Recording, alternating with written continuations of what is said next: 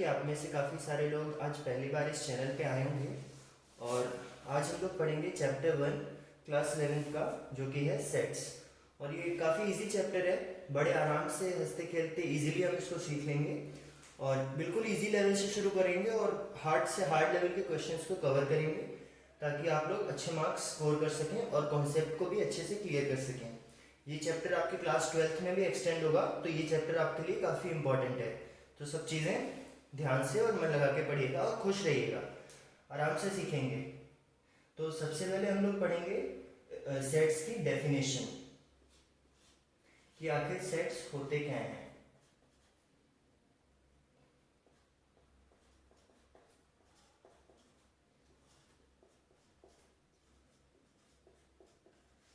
तो set is nothing but, अगर इसकी प्रॉपर डेफिनेशन की हम लोग बात करें तो set is a well defined collection of objects. कोई भी ऑब्जेक्ट्स हो सकते हैं, कुछ भी हो सकता है। Set is a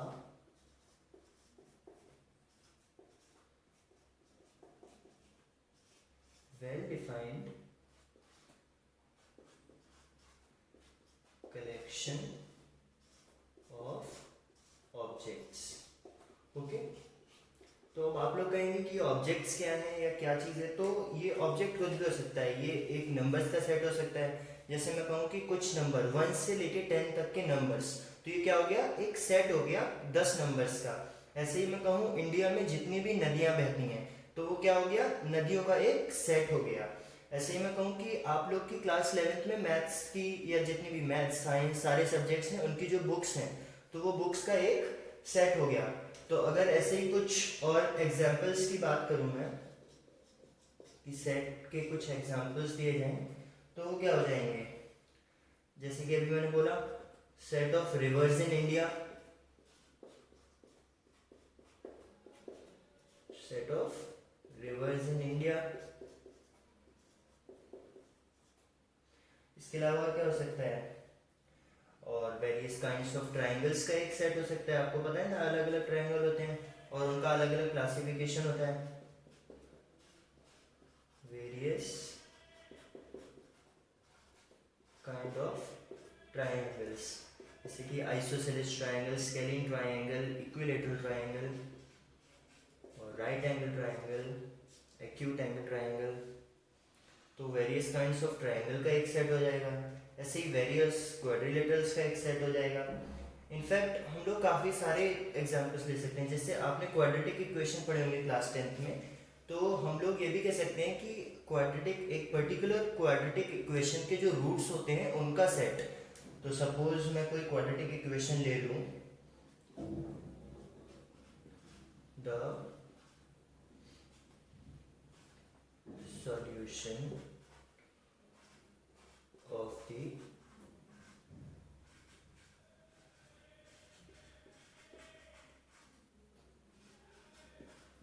quadratic equation x square minus 5x plus 6 is equal to 0। तो इसके रूट्स क्या हो जाएंगे, आपको ऐसे दिख रहा होगा, इसके रूट्स हैं 2 और 3। तो ये 2 और 3 इन दोनों नंबर्स का एक सेट हो गया। तो ये तो हो गए various example of sets.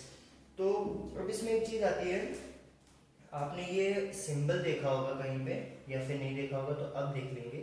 Epsilon physics में देखा होगा। तो यहाँ पर एप्सिलॉन का क्या मतलब होता है मैथ्स में, दिस मीन्स बिलोंग्स टू। इसको हम लोग बिलोंग्स टू बोलते हैं। अगर कोई भी एलिमेंट एक सेट के अंदर आता है तो हम लोग उसको बोलेंगे कि this element belongs to the particular set. Suppose यहाँ पे हमने क्या लिखा है, set of rivers in India, तो हम लोग क्या बोलेंगे, मान लो किसी रिवर का नेम ले लिया, सपोज गंगा, और इस सेट को हमने मान लो नाम दे दिया ए, तो गंगा रिवर बिलोंग्स टू, ये सिंबल लगा लेंगे ए, ये क्या है, set of rivers in India. ऐसे ही अगर यहाँ पे जैसे इस इक्वेशन के सेट को हम लोग नाम दे दें बी, और यहाँ पे ये रूट्स क्या है, 2 और 3 है इस इक्वेशन के रूट्स, तो हम लोग क्या लिख देंगे 2,3, यहाँ पे ब्रैकेट लगा देंगे, ब्रेसेस, बिलोंग्स टू कौन सा सेट, सेट बी।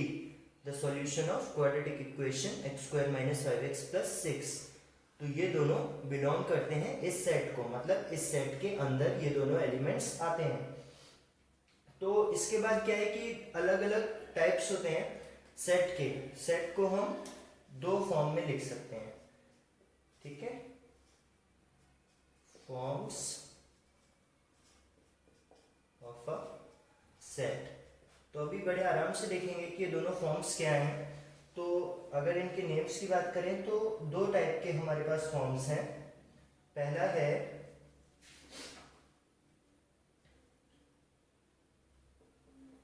पहला वाला रोस्टर और टेबुलर फॉर्म है। रोस्टर और इसी को हम लोग टेबुलर फॉर्म भी बोल देते हैं। ये बिल्कुल सिंपल है, ये वही है जो अभी तक हम लोग पढ़ रहे थे। बेसिकली ये एक मैथमेटिकल फॉर्म ऑफ रिप्रेजेंटेशन है। और दूसरा वाला जो फॉर्म हम पढ़ रहे हैं, एंड दूसरा फॉर्म जो हम लोग पढ़ रहे हैं, इसको हम लोग सेट बिल्डर फॉर्म बोलते हैं। ये समवॉट इंग्लिश में मतलब एक स्टेटमेंट लिख देना। जैसे यहाँ पे हमने वेरियस काइंड्स ऑफ ट्रायंगल्स लिख दिया, एक स्टेटमेंट था इंग्लिश का जिसके बेसिस पे हमने सेट लिखा है। तो ये सेट बिल्डर फॉर्म बेसिकली एक इंग्लिश में फॉर्म को रिप्रेजेंट करना है, ऐसा हम लोग कह सकते हैं। तो अभी क्विकली इनको देखते हैं, आराम से समझेंगे कि ये दोनों इनके एग्जांपल्स देखते हैं और ये देखते हैं कि कैसे एलिमेंट्स को किसी एक पर्टिकुलर सेट के अंदर हम लोग रोस्टर या फिर टेबुलर फॉर्म में और सेट बिल्डर फॉर्म में रिप्रेजेंट करते हैं। ओके, तो पहले हम लोग देखेंगे रोस्टर या फिर टेबुलर फॉर्म। तो रोस्टर और टेबुलर फॉर्म में हम लोग क्या करते हैं, हम लोग इस तरह के ब्रैकेट्स कर्ली ब्रेसेस और इसके अंदर कॉमास का यूज करके एलिमेंट्स को लिखते हैं। It's that simple. मतलब कि अगर मैं इसके एग्जांपल की बात करूं, सपोज आपने आप कोई सेट कंसीडर कर लो। सपोज मैंने किया सेट ऑफ नेचुरल नंबर्स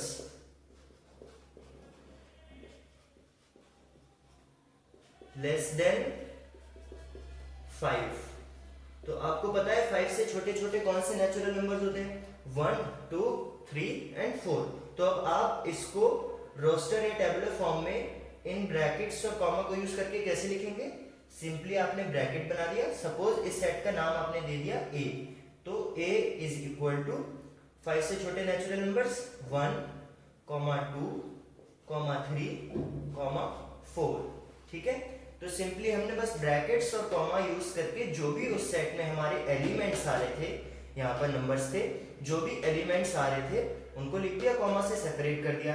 तो ये कॉमा अलग अलग एलिमेंट्स को सेपरेट कर रहा है सेट ए के।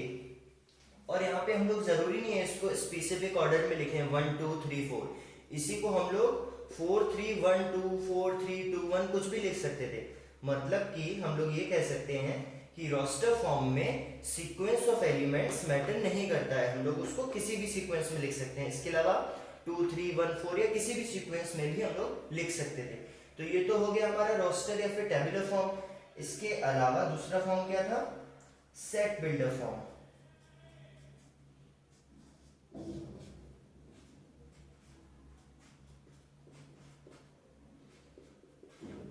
तो सेट बिल्डर फॉर्म, जैसा कि मैंने अभी इंट्रोडक्शन में बताया था कि ये बेसिकली एक किसी भी सेट को इंग्लिश टर्म्स में रिप्रेजेंट करता है सपोज। और इसकी खास बात क्या है कि इसमें जो भी एलिमेंट्स आएंगे वो एक ऐसी प्रॉपर्टी पोजेस करते हैं जो इस सेट के बाहर एग्जिस्ट करने वाले एलिमेंट्स नहीं करते हैं। तो अभी आप कंफ्यूज हो गए होंगे शायद। चलिए, तो मैं एग्जाम्पल के थ्रू आपको समझाता हूँ तो आपको इजीली समझ आ जाएगा। एग्जाम्पल के लिए अगर मैं कहूँ एक सेट ले लूँ मैं, set of vowels in English language. तो अब आपको पता है कि इंग्लिश लैंग्वेज में 5 वॉवेल्स होते हैं और इन 5 वॉवेल्स के अलावा 21 जो कॉन्सोनेंट्स होते हैं उनका वॉवेल्स से दूर दूर तक कोई लेना देना नहीं है। तो ये वॉवेल्स अपनी एक ऐसी प्रॉपर्टी पोजेस कर रहे हैं कि इनके अलावा और कोई भी वॉवेल्स नहीं है। तो सपोज पहले मैं इसको रोस्टर फॉर्म में लिख के दिखाता हूँ।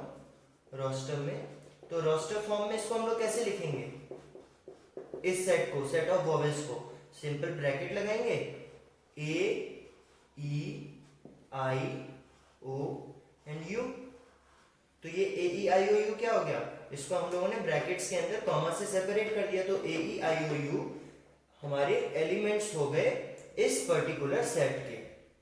और अब आता है हमारा मेन सेट बिल्डर फॉर्म। इस सेट को सपोज इसका नाम मैंने ए दे दिया, चलो बी दे देते हैं, ए यहाँ ले लिया था, तो बी को हम लोग कैसे लिखेंगे सेट बिल्डर फॉर्म में, तो हम लोग इसको ऐसे लिख सकते हैं B is equal to, bracket से याद रखिएगा इसमें भी यूज होंगे, बी इज इक्वल टू एक पर्टिकुलर कोई भी एलिमेंट को हम लोग एक जनरल टर्म में लिख देंगे। सपोज मैंने इन सारे एलिमेंट को x मान लिया, तो b is equal to x where, यहां पे ये सिंबल वेयर को रिप्रेजेंट करता है, where x is a vowel.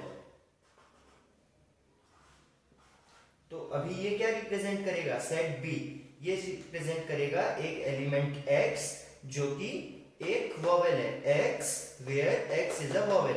इसको कैसे प्रोनाउंस करेंगे, एक बार दोबारा रिपीट करता हूं मैं, b is equal to x where x is a vowel.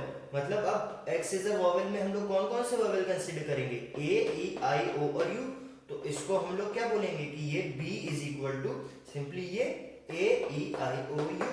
तो ये दो फॉर्म हो गए, रोस्टर फॉर्म, और ये वाला क्या है, ये वाला है सेट बिल्डर फॉर्म। तो ये दो अलग अलग वेज हैं एक सेट को, किसी भी सेट को रिप्रेजेंट करने के। तो अभी हम लोग एनसीईआरटी में जो भी अभी तक हमने पढ़ा है इससे एसोसिएटेड जितने भी एग्जांपल्स हैं वो एग्जांपल्स कवर करेंगे, और नेक्स्ट वीडियो में हम लोग फर्स्ट एक्सरसाइज कवर करेंगे, क्योंकि फर्स्ट एक्सरसाइज में जितना भी था थ्योरेटिकल पार्ट, उसका थ्योरेटिकल पार्ट हम अभी तक इस वीडियो में कवर कर चुके हैं ऑलरेडी। चलिए, तो यहाँ पर मैंने 3 एग्जांपल्स लिख लिए हैं, ये तीनों एनसीईआरटी के ही एग्जांपल हैं। तो अब देखते हैं ये क्या कह रहे हैं।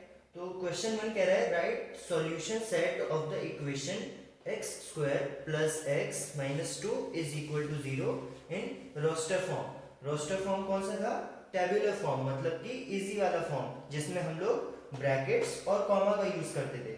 तो अभी देखिए इस इक्वेशन को क्या मैं ऐसे लिख सकता हूँ, x square plus x minus 2 is equal to x minus 1 into x plus 2। देखिए अभी इसको ओपन करेंगे तो ये इक्वेशन नहीं आ जाएगी, x और x, तो x स्क्वायर का कोफिशिएंट 1 माइनस 1 इंटू प्लस का 2, तो इसका कोफिशिएंट माइनस 2, ओवरऑल मतलब सॉल्व करके माइनस 2 आएगा। और x का कोफिशिएंट देखिए ये 2x में मल्टीप्लाई होगा 2x, और ये x माइनस 1 में मल्टीप्लाई होगा तो माइनस x, तो 2x माइनस x कितना हो जाएगा, प्लस का x, तो ये आ गया। ये बेसिकली एक शॉर्ट तरीका है कि कैसे आप इसको इजीली तोड़ सकते हैं, या यहाँ से बिना पूरा स्टेप बाय स्टेप लिख के सीधा यहाँ से यहाँ पे आ जाए। x और x का कोफिशिएंट देख लीजिए, कांस्टेंट और कांस्टेंट का मल्टीप्लिकेशन देख लीजिए, और x को इससे और इसको इससे मल्टीप्लाई करके उनका जो भी रिजल्टेंट आ रहा हो उसको देख लीजिए, तो ये जल्दी सॉल्व हो जाएगा।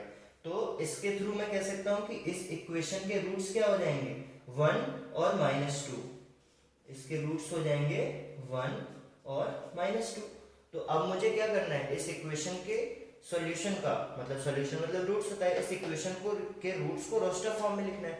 तो सपोज इस सेट को मैंने a मान लिया, तो इसको मैं कैसे रिप्रेजेंट करूंगा रोस्टर फॉर्म में, 1 कॉमा माइनस 2 और ये ब्रैकेट्स के अंदर एनक्लोज्ड। आप इसको माइनस 2 कॉमा 1 भी लिख सकते थे, क्योंकि मैंने जैसा कि बताया था रोस्टर फॉर्म में हमारा सीक्वेंस ऑफ एलिमेंट्स मैटर नहीं करता है। तो अभी दूसरा क्वेश्चन देखते हैं, write the set x where x is a positive integer and less x square is less than 40 in roster form. तो ये हमें कौन से फॉर्म में गिवन है, ये हमें सेट बिल्डर फॉर्म में गिवन है, अभी हमें इसे रोस्टर फॉर्म में लिखना है। तो सबसे पहले हम देख लेंगे कि रोस्टर फॉर्म के लिए हमें एलिमेंट्स चाहिए कि कौन कौन से वो एलिमेंट्स हैं, वो नंबर्स हैं जो इसको सेटिस्फाई कर रहे हैं।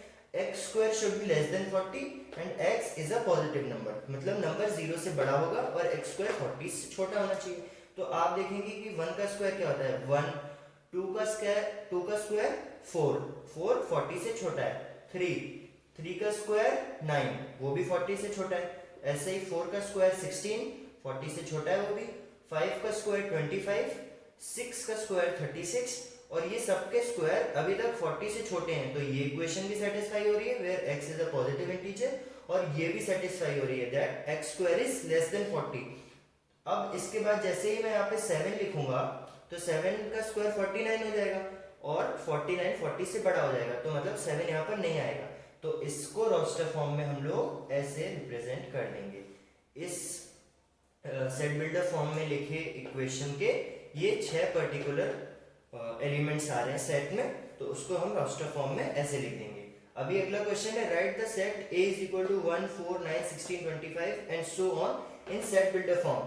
तो ये फिर से हमें सेट बिल्डर फॉर्म में गिवन है, और सॉरी ये हमको रोस्टर फॉर्म में गिवन है और हमें इसे सेट बिल्डर फॉर्म में लिखना है। तो अभी आप देख रहे होंगे 1 4 9 16 25 ये सब क्या है, ये बेसिकली स्क्वायर है। ये 1 का स्क्वायर, 2 का स्क्वायर, 3 का स्क्वायर, 4 का स्क्वायर, 5 का स्क्वायर। तो इसको हम लोग सेट बिल्डर फॉर्म में कैसे लिखेंगे? सेट बिल्डर फॉर्म में हम लोग लिख देंगे इन सेट बिल्डर फॉर्म, इसको लिखेंगे x, और जरूरी नहीं आप x लो, कोई और भी ले सकते हो, x where x is the square of कौन से नंबर्स? Natural numbers. और नेचुरल नंबर्स कोई ये मत कह देना पॉजिटिव नेचुरल नंबर्स, क्योंकि नेचुरल नंबर्स सब पॉजिटिव ही होते हैं।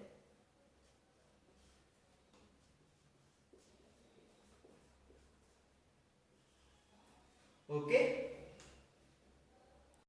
तो ये 2 एग्जांपल और रह गए थे, इनको देख लेते हैं और फिर खुद ही इस वीडियो को समाप्त करते हैं। तो यहाँ पे हमें फिर से रोस्टर फॉर्म में एक सेट गिवन है और हमें उसे सेट बिल्डर फॉर्म में लिखना है। तो ये सेट देखिए क्या है, अगर इसको सेट बिल्डर फॉर्म में लिखना है तो क्या मैं इसको ऐसे लिख सकता हूं, x सच दैट, क्या लिख सकते हैं इसको, यहाँ पर मुझे दिख रहा है कि 1 2 3 4 नंबर्स चल रहे हैं और नीचे जो नंबर यहाँ ऊपर आ रहा है वो लिखा हुआ है। तो क्या मैं इसको ऐसे लिख सकता हूँ x where x is equal to n upon n plus 1। ये बेसिकली एक सीरीज सी बन गई, n upon n plus 1 where के लिए ये वेयर तो हम लोग लगा चुके हैं, x where x is equal to n upon n plus 1 and ये n क्या है, सारे 1 2 3 4 ऐसे चल रहे हैं natural number where n belongs to n। ये n क्या है, नेचुरल नंबर के सेट को रिप्रेजेंट करता है।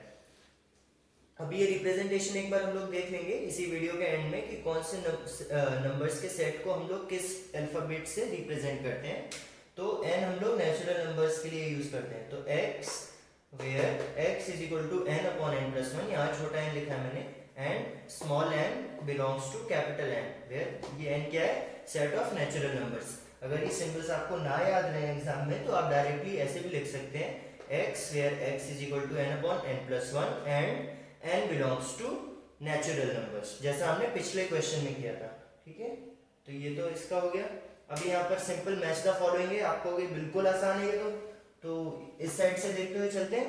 x where x is a divisor of 18, या फिर हम लोग क्या कह सकते हैं कि इसके जो भी हमारे फैक्टर्स हो, तो 18 के फैक्टर्स का कौन सा सेट है इसमें, तो ये तो है नहीं और 0 भी नहीं है, और 3 और -3 हाँ ये हो सकता है, लेकिन -3 तो है नहीं, क्योंकि जब हम लोग डिवाइजर की बात करते हैं तो नेगेटिव नंबर्स नहीं कंसीडर करते हैं।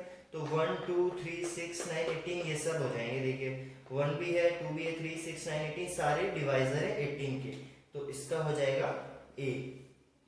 ऐसे ही x where x is a integer and x square minus 9 is equal to 0, तो ये एक इक्वेशन हो गई। इस इक्वेशन के रूट्स क्या आएंगे, देखिए अगर मैं यहाँ पर x को 3 रख दूं, 3 स्क्वायर इज 9, 9 माइनस 9 0, तो एक तो इसका रूट 3 हो गया। और अगर मैं x को -3 रख दूं तो -3 का स्क्वायर कितना होगा, वो भी प्लस का 9 होगा, तो 9 माइनस 9 0, तो इसके रूट्स हो जाएंगे, इस इक्वेशन के रूट्स हो जाएंगे 3 और -3। तो ये पूरा सेट क्या है, 3 और -3, और 3 और -3 कहाँ पे लिखा है, ये लिखा है, तो ये हो जाएगा b। ऐसे ही तीसरा x where x is an integer and x plus 1 is equal to 1, तो देखिए ये इक्वेशन कब सेटिस्फाई होगी, x plus 1 is equal to 1 सिर्फ एक केस में हो सकता है, जब x 0 हो जाए, और वैसे भी अगर देखो इसको इस साइड ले जाएंगे तो ये माइनस वन हो जाएगा, तो 1 माइनस 1 0, तो x इज इक्वल टू 0। तो अब देखो यहाँ पे 0 सिर्फ इसमें है, तो ये क्या हो जाएगा c। अब वैसे भी एक ही बचा है तो ऐसे ही d लिख देंगे, लेकिन फिर भी देख लेते हैं x, where x is a letter of the word principal. तो प्रिंसिपल में कौन कौन से लेटर्स आते हैं, ये सारे लेटर्स आ रहे हैं। अब देखिए यहाँ पे p 2 बार नहीं लिखा है, क्योंकि एक बार लिखने से रिप्रेजेंट हो गई ये चीज कि वो लेटर इस पूरे वर्ड में आ रहा है, तो एक बार उसको लिखेंगे, बार बार लिखने की जरूरत नहीं है, तो ये हो जाएगा डी। अभी क्विकली देख लेते हैं कि कौन से हम लोग अल्फाबेट से कौन से सेट ऑफ नंबर्स को रिप्रेजेंट करते हैं। ये देखिए, तो यहाँ पे 4 अल्फाबेट्स हम लोग यूज करते हैं। N set of all natural numbers के लिए, Z set of all integers के लिए, और यही दोनों आपके सबसे ज्यादा यूज होंगे, और आर भी रैशनल नंबर्स वाला सेट हम क्यू से रिप्रेजेंट करते हैं, ये उतना ज्यादा यूज नहीं होगा आगे चल के। और आर को हम लोग रिप्रेजेंट करते हैं सेट ऑफ रियल नंबर्स के लिए। इसी में कुछ मॉडिफिकेशंस ऐसे हो जाते हैं कि लिख दिया जाएगा आर प्लस, तो आर प्लस क्या रिप्रेजेंट करेगा, एनी आइडिया? मैं लिख रहा हूं तब तक आप सोचिए। जी हाँ, set of all positive real numbers.